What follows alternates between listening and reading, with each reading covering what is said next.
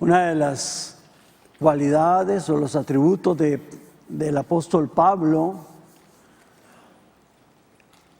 es su pasión, su entrega, su determinación, su deseo de hacer la voluntad de Dios. Aun cuando estaba persiguiendo a la iglesia, él estaba pensando que estaba haciendo la voluntad de Dios. Y lo hacía con todas sus fuerzas. Estaba realmente enfocado en aquello. Creo que no hay nada más triste que no tener uno ganas. No hay nada más destructivo para el ser humano que no tener entusiasmo, que no tener deseos, no decir como algunos dicen, no importa lo que sea, es lo mismo, me da igual. Creo que es una tragedia cuando decimos, me da igual. Recuerdo que en mi niñez pasaba muchos días en una panadería que tenía mi abuelo.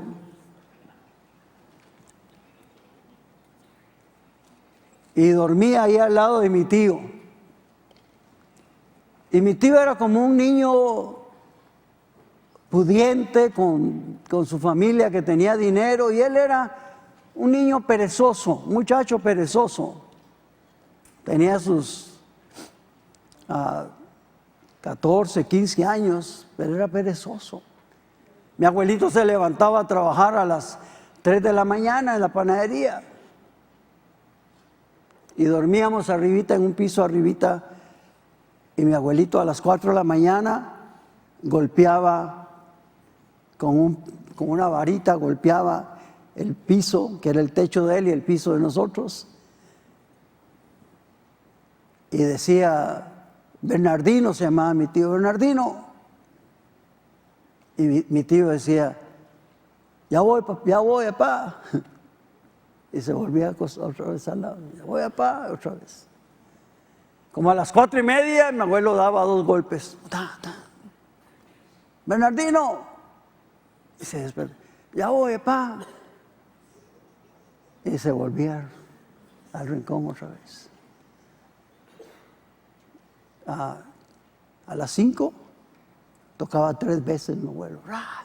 Y bravo, Bernardino. Y él decía, ya voy, papá. Ya voy.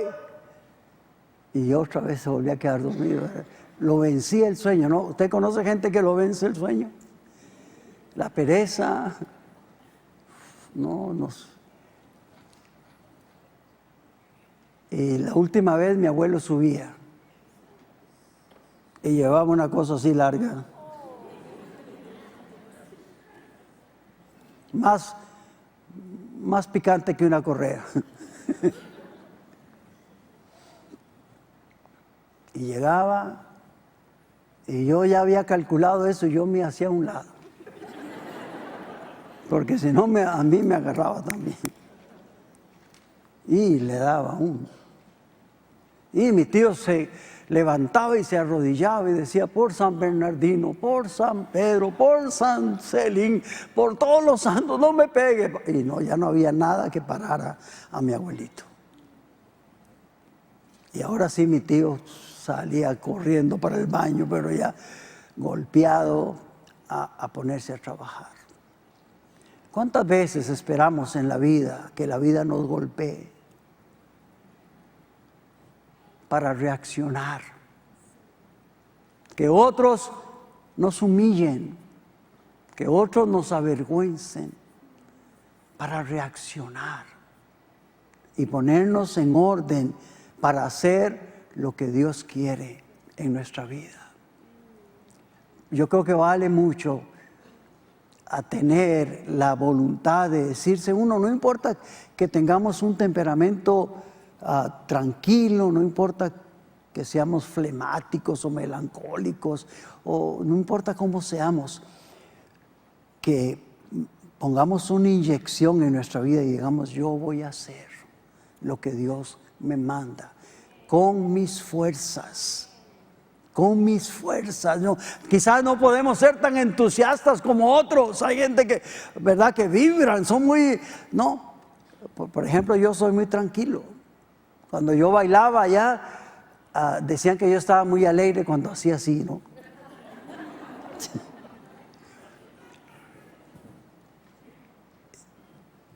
Pero quiero servirle a Dios con mis fuerzas, con lo que soy.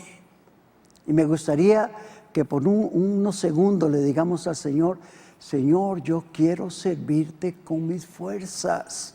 Yo no quiero quedarme allí adormecido, yo no quiero quedarme allí indiferente, yo no quiero quedarme ahí jugando en el camino cuando tú me estás llamando. No quiero dar vueltas como si no supiera a dónde voy, Señor. Yo quiero tener una visión de mi vida y quiero meter todas mis fuerzas para hacer eso. Si usted quiere hacer eso con su vida, ore conmigo este momentito, ¿sí? Señor, por favor, Señor, ayúdame a entusiasmarme, a apasionarme contigo, Señor, a tener ganas de servirte, Señor, a correr riesgos si es necesario para hacer tu voluntad, Señor. Ayúdanos en el nombre de Jesús, en el nombre de Jesús. Amén. Si quiere ayudarme, dile a la persona que está a tu lado, ¿no ves qué entusiasmado que estoy? Aleluya. ¿No? Otra vez, dígale, porque se puso muy feliz, hermano. Dígale, ¿no ves qué entusiasmado que estoy? ¿No? Aleluya.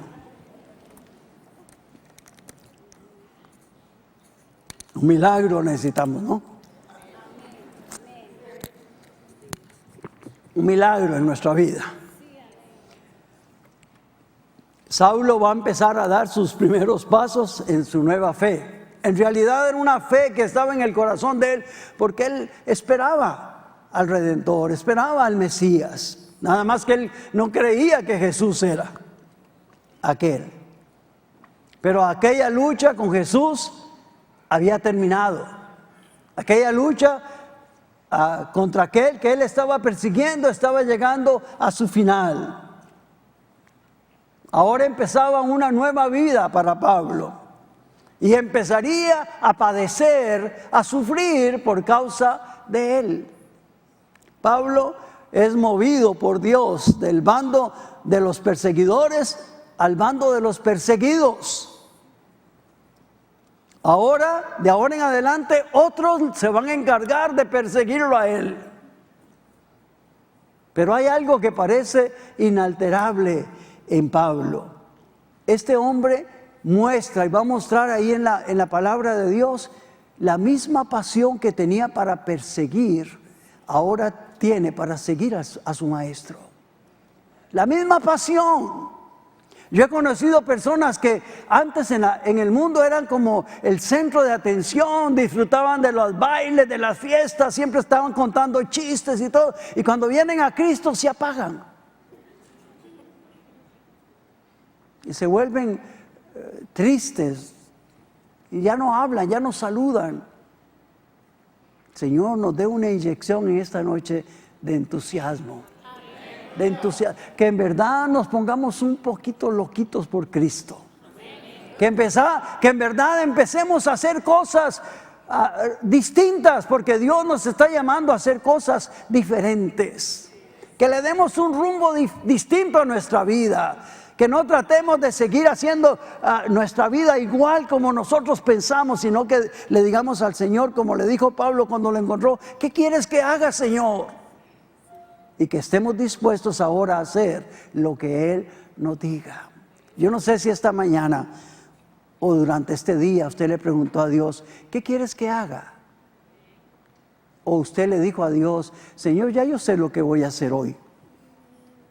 Este es mi programa, yo te pido que tú bendigas mi programa. Hace tal vez mucho tiempo que no le preguntamos a Dios, ¿qué quieres que haga? Señor, aquí estoy con un deseo grande de hacer tu voluntad. Aunque sea algo extraño, pero si tú me lo pides, yo quiero hacer tu voluntad. Yo quiero hacer tu voluntad. Ananías se le había dicho que fuera a orar por Pablo. Recuerde que Pablo está allí ciego, está ahí 3 días sin comer ni beber, en la casa de un Judas, de uno llamado Judas.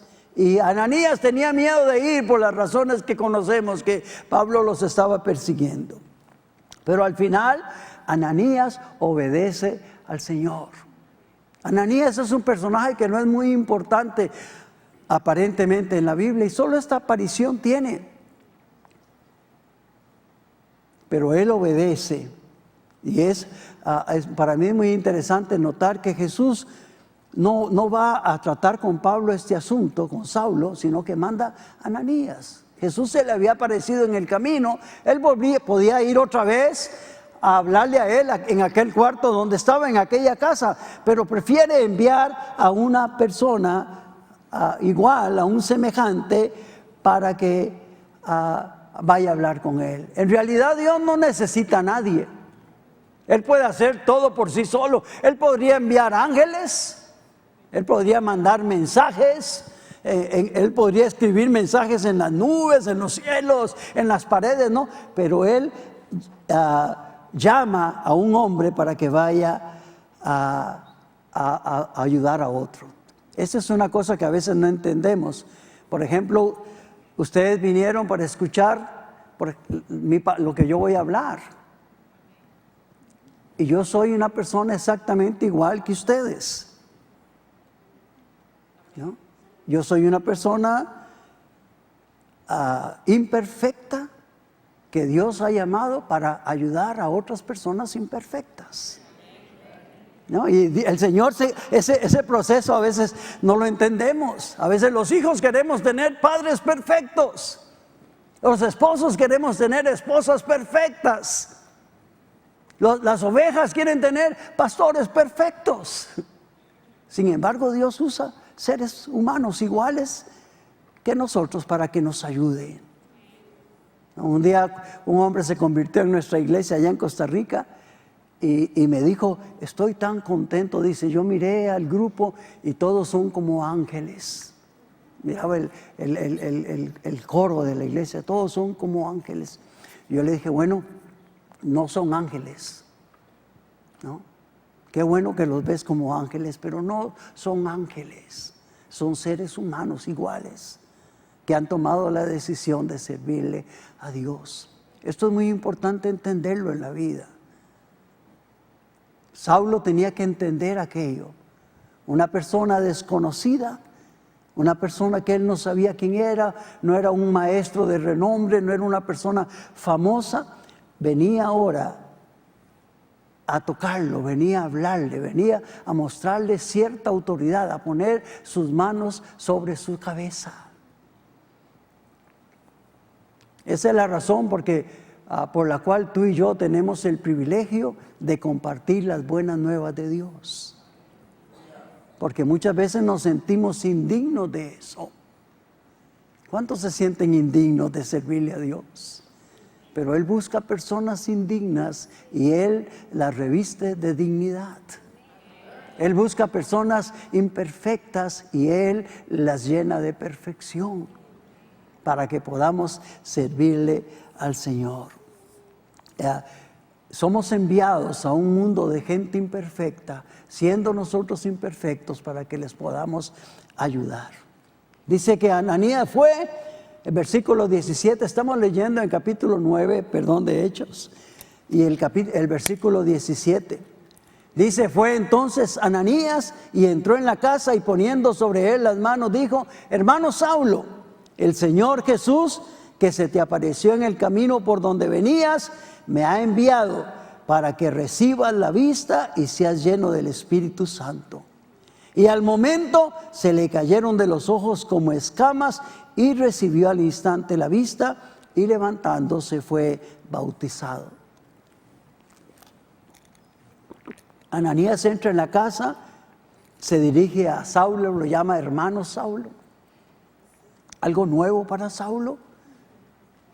Uno de los perseguidos ahora le dice hermano Saulo, y pone sobre él las manos. Le dice que ha sido enviado por el Señor Jesús, con una comisión muy clara y muy definida: que reciba la vista, que recupere la vista y que sea lleno del Espíritu Santo. Al igual que Pablo, hoy en día hay millones de personas que han perdido la vista, han perdido la visión de la vida, andan extraviados, donde cualquier camino les parece correcto. Antes se decía allá en Roma que todos los caminos llevan a Roma, y hay gente que piensa que todos los caminos llevan a Dios. Y mucha gente anda por allí necesitando que alguien de parte del Señor Jesús vaya y lo toque, para que sus ojos sean abiertos y para que reciban el Espíritu Santo. Ambas cosas ocurren ahí con Pablo, con Saulo. Dice que al instante, en un momento, se le cayeron de los ojos como escamas, y al instante recibió la vista y después es bautizado. En este texto no menciona nada de agua, no dice nada de que fue bautizado con agua, pero suponemos que fue bautizado en agua y también fue bautizado con el Espíritu Santo, ¿verdad? A la vez. Todo esto está sucediendo en la vida de Saulo muy rápidamente. El destino de Pablo se está llenando de cosas que él no esperaba que estuvieran en su vida. Está siendo sorprendido por Dios. En su mente, y yo creo que en la mente y en el corazón de Saulo debía haber una completa revolución.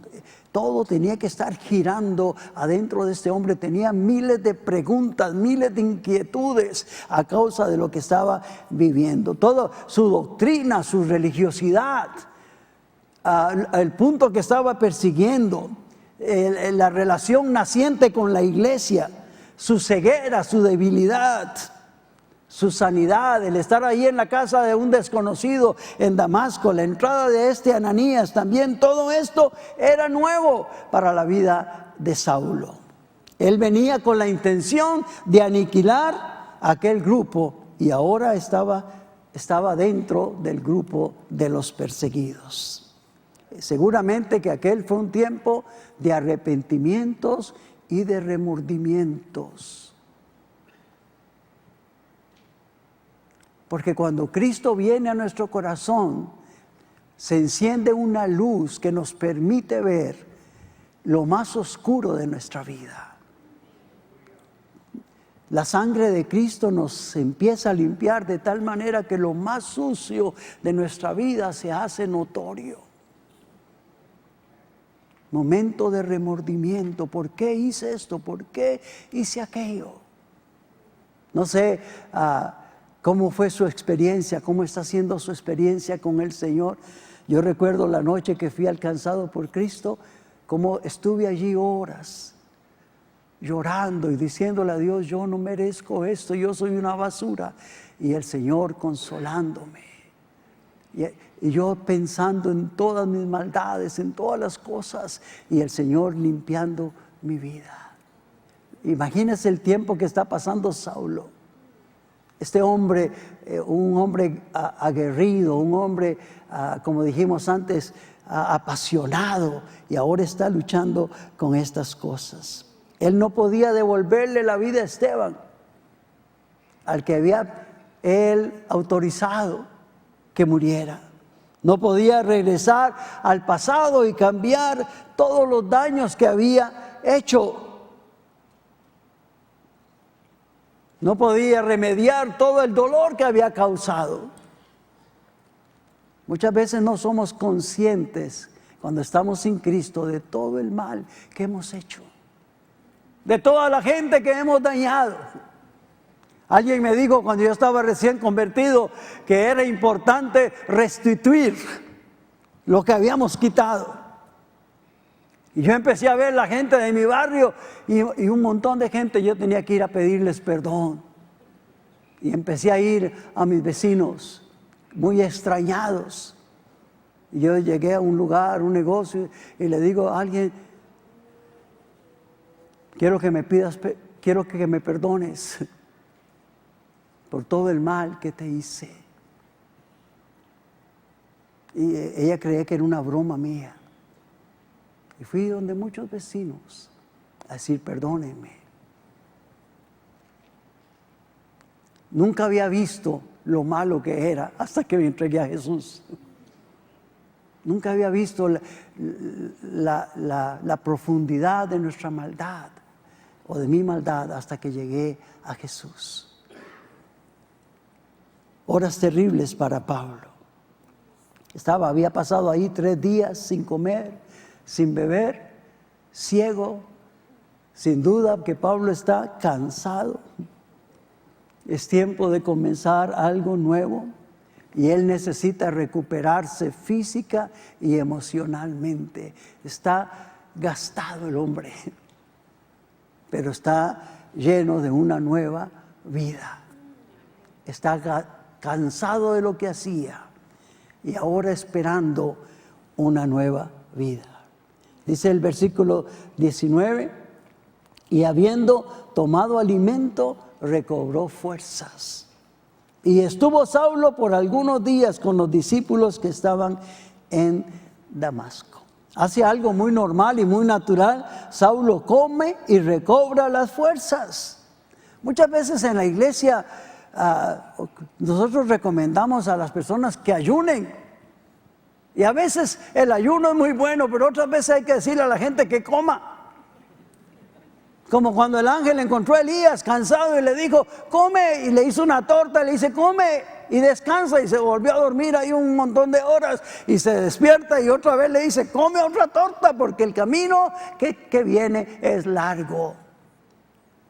Algunos de ustedes, no, yo no sé, cada uno sabe, ¿no?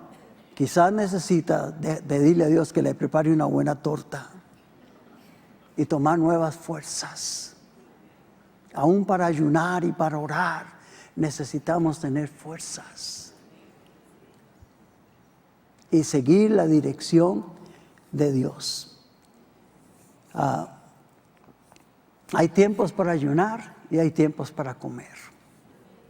Dile a tu hermano que está allí, hay tiempos para ayunar y hay tiempos para comer. Hoy te voy a invitar a ayunar, dile no.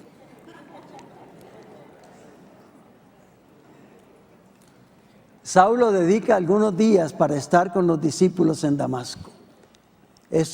Yo me imagino que esos días eran buenos para recuperar fuerzas emocionales, días de pedir perdón, días de dar explicaciones, de mostrar su valor, su dolor, de expresar promesas de que las cosas van a ser mejor de ahora en adelante. Que todo lo malo que pasó antes fue una preparación para algo mejor. Muchas veces todos pasamos años perdidos y a veces decimos, no sé por qué perdí estos años. Y Dios después nos muestra para qué. Aquella fue una preparación para entender. Para entender. En mi casa, cuando nos casamos, muchas veces había en nuestra mesa un borrachito, algún borrachito del barrio. Cuando yo predicaba, en las primeras bancas, a veces se me sentaban 3 o 4 borrachitos que gritaban toda clase de cosas, gol y viva Saprissa, viva el Real Madrid. Gritaban cosas.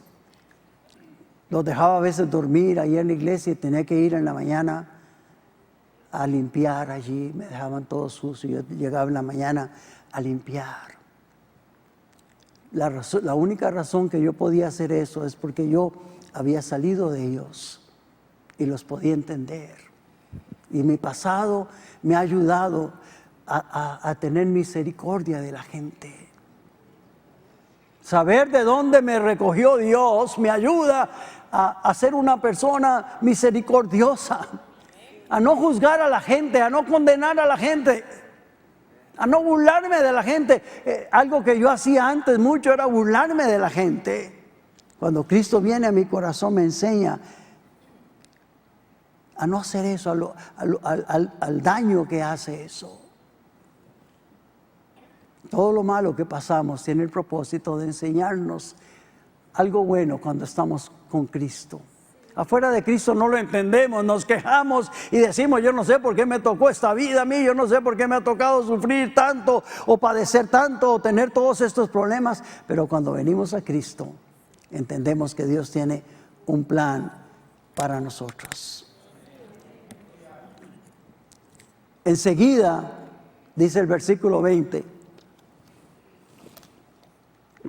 predicaba a Cristo en las sinagogas, diciendo que este era el Hijo de Dios. Y todos los que le oían estaban atónitos y decían: ¿no es este el que asolaba en Jerusalén a los que invocaban este nombre? Y a eso vino acá, para llevarlos presos ante los principales sacerdotes. Después de esos días, dice, enseguida comenzó a predicar a Cristo en las sinagogas, causando asombro entre todos los que le escuchaban, pues sabían quién era él y cómo había perseguido a la iglesia en Jerusalén. Pablo empieza a predicar. Pablo era un hombre que conocía las Escrituras. Y todo lo que él aprendió en su fariseísmo, todo lo que él aprendió desde niño, todo lo que él aprendió iba a ser usado por Dios, con la iluminación ahora del Espíritu Santo. Su tanque espiritual de Pablo estaba lleno de la palabra. Decía mi pastor que uno tenía que andar con el tanque lleno.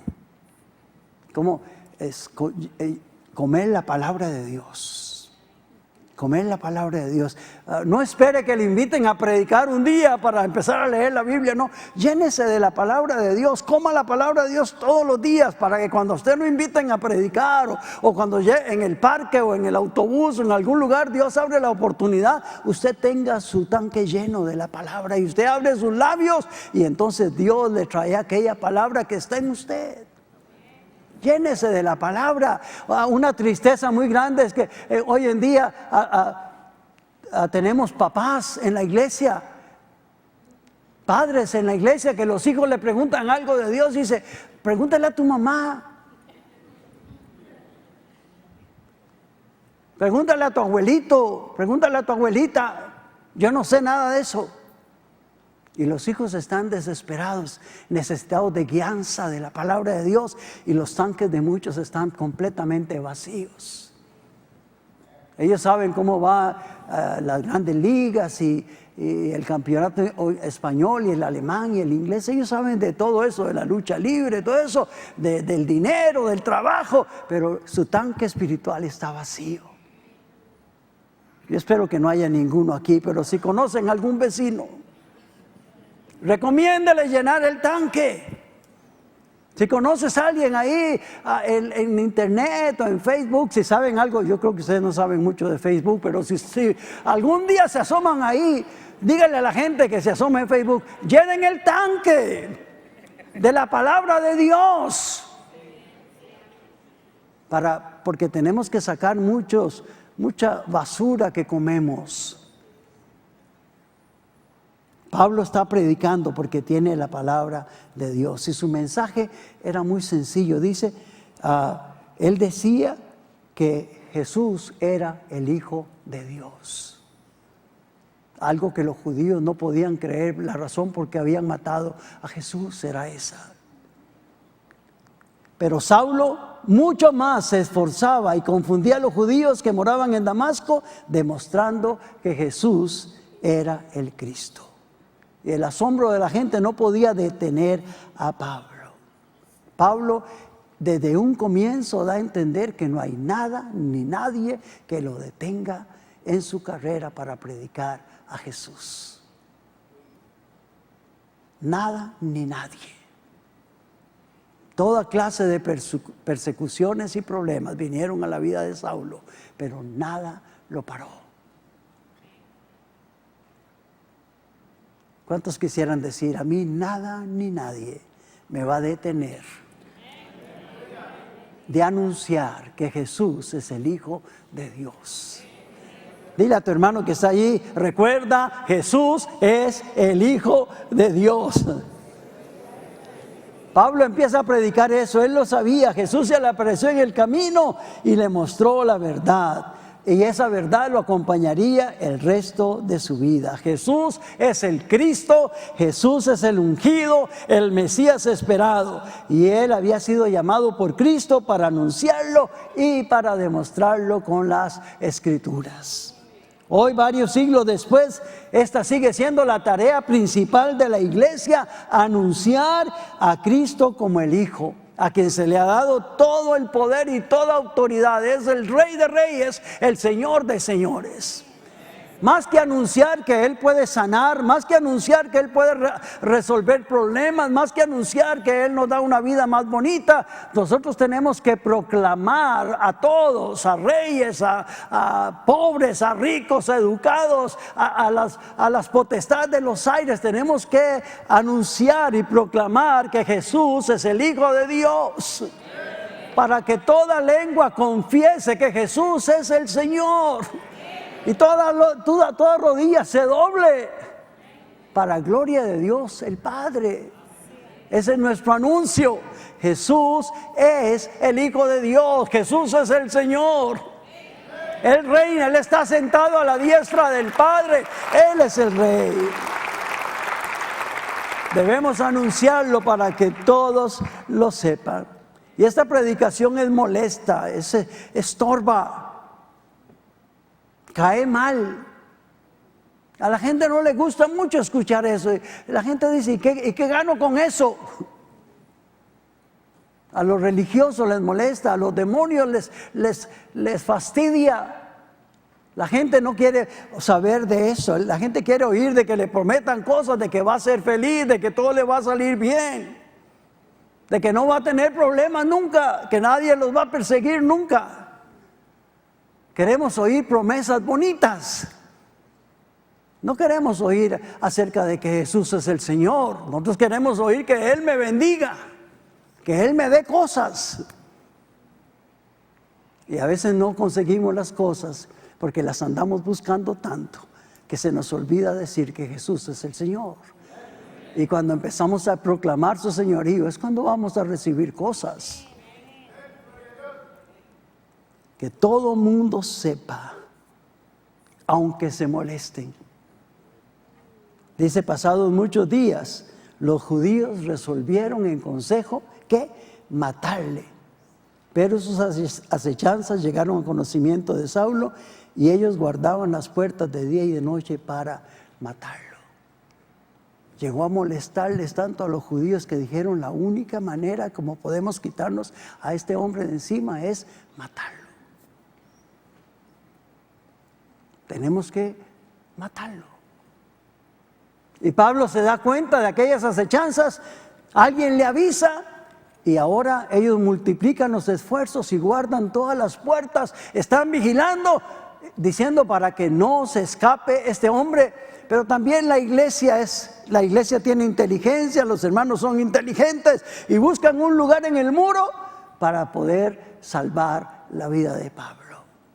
Pero Pablo está sufriendo las amenazas de la gente. No significa que seamos cristianos, que no vamos a tener algunos enojados contra nosotros. Y es solamente aquel deseo de servir a Dios lo que nos puede seguir sosteniendo.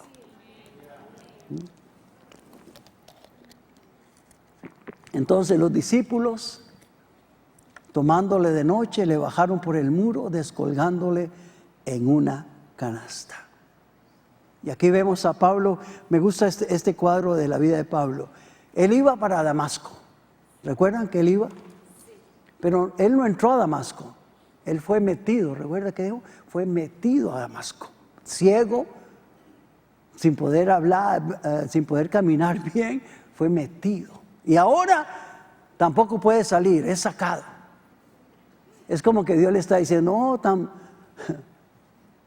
machito, No, como que tú tienes tanto poder. Ahora, mira, te tenemos que andar cargando. ¿Cómo nos duele a nuestro orgullo cuando tenemos que empezar a depender de otros? Pero cuánta medicina nos trae la mansedumbre y la humildad de Dios. El verdadero reposo, el verdadero gozo, cuando aprendemos a hacer esto que Jesús nos enseñó. Rápidamente, algunas lecciones que aprendemos de este pasaje. Cualquier tarea, por pequeña que parezca, si Dios la manda como la que le mandó a Ananías, es importante hacerlo. Debemos darle importancia a cualquier palabra que Dios nos diga que hagamos. No piense, no, eso no es nada, no. Cualquier cosa que Dios te pide es importante. Es imposible servirle a Dios sin el poder del Espíritu Santo. No es posible servirle a Dios sin una visión correcta. Necesitamos ver. Para entrar en el reino tenemos que ver el reino. Hay tiempos para ayunar y hay tiempos para comer. Todos necesitamos a otros que nos ayuden a caminar en este evangelio. La principal tarea de la iglesia es predicar a Cristo. No hay ninguna otra tarea, no hay ningún otro ministerio, no hay ninguna cosa más importante que anunciar a Cristo. Tenemos que ubicarnos en un lugar donde sabemos que hagamos lo que hagamos, estamos soportando, estamos sosteniendo este ministerio de predicar la palabra. La iglesia, si no predica, no tiene nada que hacer. A nosotros nos corresponde predicar a Cristo. Amén. El esfuerzo humano dentro de la gracia de Dios es muy válido. Autoentusiasmarse, decirse, vamos, levántate Gerardo, vamos a hacerlo. El animarnos dentro de la gracia de Dios, dentro de la gracia de Dios es muy importante. Hay gente que dice, no estoy en la gracia de Dios, Él sabe, Él me va a mandar aquí una limusina que me lleve, ¿no? Hay que muchas veces levantarse, ir a pie, corriendo, para hacer lo que Dios quiere. El enemigo siempre va a tratar de perseguir a los que quieren hacer la voluntad de Dios. Pero Dios no se equivoca. Ciego, con hambre, metido en una canasta, de todas maneras Dios nos va a ayudar. Y vale la pena contar con la ayuda de Dios. Hoy nosotros somos parte del cuerpo de Cristo. Y hoy estamos aquí para animarnos unos a otros. ¿Por qué no nos tomamos un momentito ahí junto a la persona que está ahí con usted, ahí sentados? Dígale, oremos para que un nuevo entusiasmo. El otro día decía el hermano Frank, decía, o leí en un boletín, que una de las cosas que queremos es ver la casa llena. La casa se llena cuando estamos llenos de entusiasmo. La casa se llena cuando estamos llenos de pasión, cuando no podemos soportar que nuestros vecinos se mueran ahí fumando marihuana sin que nadie les diga que hay un Dios que los ama. Cuando nuestros vecinos que están a punto de divorciarse, no soportamos y le decimos hay un Dios que te puede ayudar. Cuando la gente que anda desesperada por ahí, les amamos de tal manera que corremos detrás de ellos y les decimos, vente a la iglesia conmigo.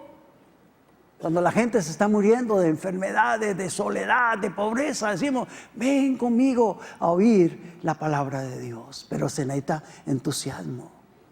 No se dice, qué pereza, ¿no? Prefiero ver la tele. ¿Para qué me meto en problemas? Y nos apagamos, ¿no? Entonces somos una iglesia apagada. Me refiero a cada uno, ¿verdad? Una iglesia encendida, somos una iglesia encendida. Dile a tu hermano, somos una iglesia entusiasmada. Somos una iglesia apasionada por Cristo, que queremos hacer la voluntad de Dios. Y si no queremos, nos damos una orden. ¡Anímate! ¡Anímate! En el nombre de Jesús. Oramos ahí, Señor.